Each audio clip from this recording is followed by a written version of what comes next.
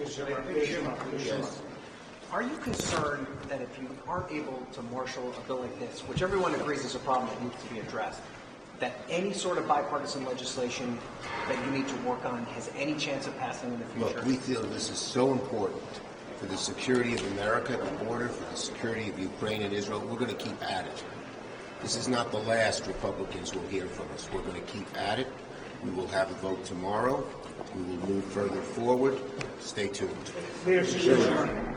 Do you believe there is anything right now that President Biden can do via executive order to help secure the border? Look, we've been through this before. He's doing everything he can on executive order, but many of the things that people say he can do by executive order are immediately thrown out by the courts. Our Republican leaders at times have all said we need legislation. Room. Do you think you should have acted? Could you have acted earlier than the last year of Biden's term to do something about immigration? Well, the bottom line is we always have. I've been trying to do something on immigration since I led the Gang of Eight in 2013.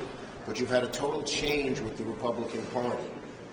Reagan was for immigration reform. H.W. was for immigration reform. W. was for immigration reform. I worked with them on all of it. We came damn close in 2013 where we got a lot of House people to be for it, but the Republican Tea Party in the House said no.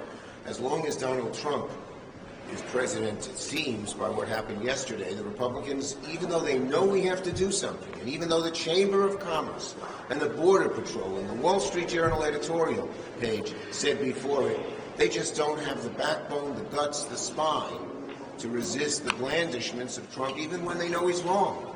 Yes.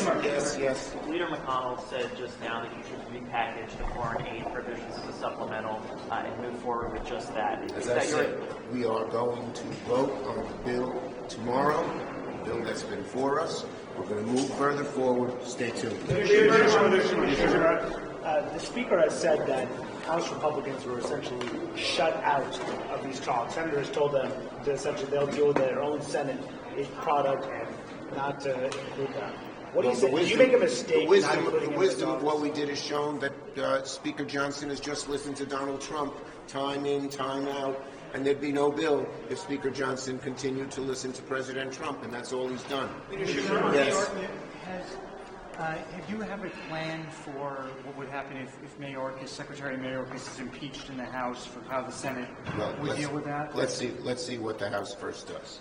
I mean, that's my question. Would you? Let's see what the House first does. Dismiss it? Would you move to dismiss? Let's just see what the House first does. When you say that you would allow amendments to an open amendments process, what sort of we'll have a fair amendment process, and I promise that. And no leader, I did more in my 2 years as Majority Leader. We did more amendments than into the 4 years of the Trump administration. So I think my record shows I'm open to amendments. Thank you, everybody.